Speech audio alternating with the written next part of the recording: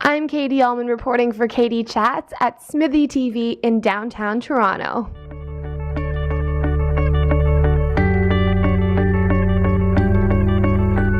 Hi, I'm Katie Uhlmann reporting for Katie Chats in downtown Toronto with Sammy Inayeh, cinematographer of A Portrait of a Random Act of Violence. How does it feel to have your film in TIFF?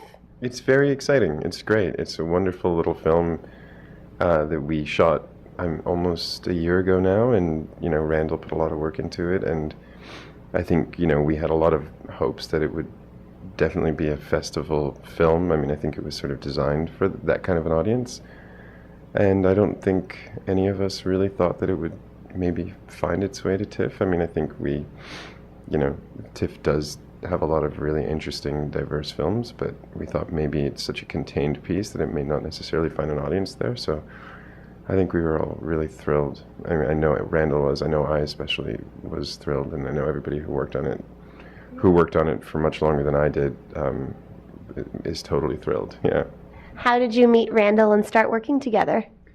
Actually, I knew Randall through just a bunch of friends from around in the business and artist friends, and his partner, who also produced and assistant directed the film, is a guy named Jason Lapierre, who's also a writer, very talented writer, director, and producer.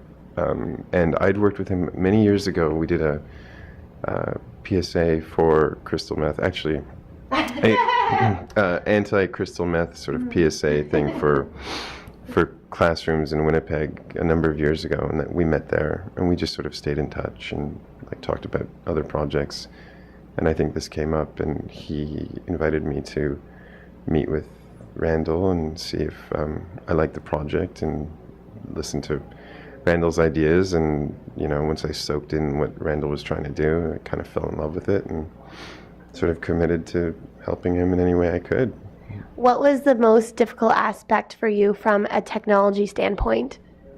Well, at first it was, I think, from a technology standpoint, I mean, I would say this film is a really complex film. It's like a visual sculpture, and I think for me it was trying to figure out how to uncomplicate, I think, what I was going to bring to it, because we didn't have a lot of time to shoot it. We only had we shot it all in about 12 hours from the time that we got in, and we had our crew and we had our equipment to the time that we had to be done. And so I really wanted to make sure that from a technical standpoint, I just was there to sort of support Randall as much as we could and sort of keep it simple and not actually draw too much attention to the cinematography.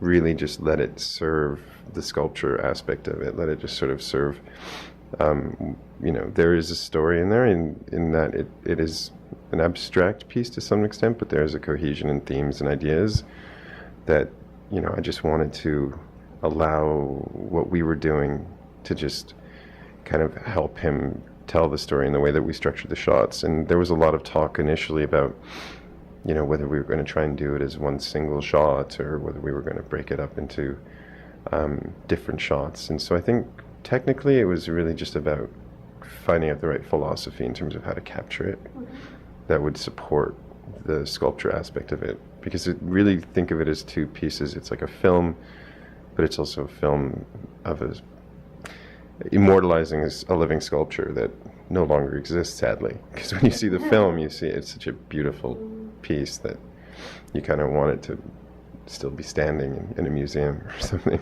How do you hope that audiences respond to the film?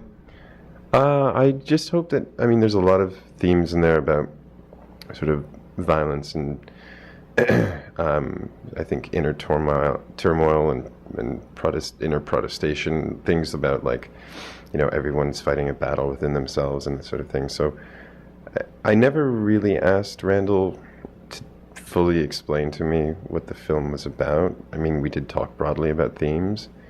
So what I would like the effect the film would have on audiences is that they think a little bit about the impressions that they get from it in terms of how it might relate to their own lives and their own battles and their own ideas about, our own inner struggles and and even the larger struggle, like, of connectedness and, you know, human patterns of behavior, which for me is what I think it's about. But I think everybody will get something totally different from it. And where is the best place to find out more information on you and on the film online? Online, I think for me, I mean, I think I'm online. You know, websites, my agents have websites. There's Facebook is a great social networking thing. You can find out a lot of information about people, including myself. And the film has a great TIFF page on the TIFF website, and Randall has a great website himself where you can see a bunch of his other works, which was one of the other reasons that sort of drew me to working with him. He likes to sort of, his films all have, are very complex, and they almost seem like they beg for like digital trickery, but he tries to kind of convey and build his ideas in a more organic or practical way. So he has a very, very nice website too, and I think there's a Facebook page for the film, and his Facebook page is full of you know, postings, and I think he's very proud, as he should be, that the film is playing at TIFF. So well, thank you so much. Congratulations, and have an amazing time at TIFF. Thank you. You too. Thank you. Thanks. I'm Katie Uhlmann reporting for Katie Chats in downtown Toronto.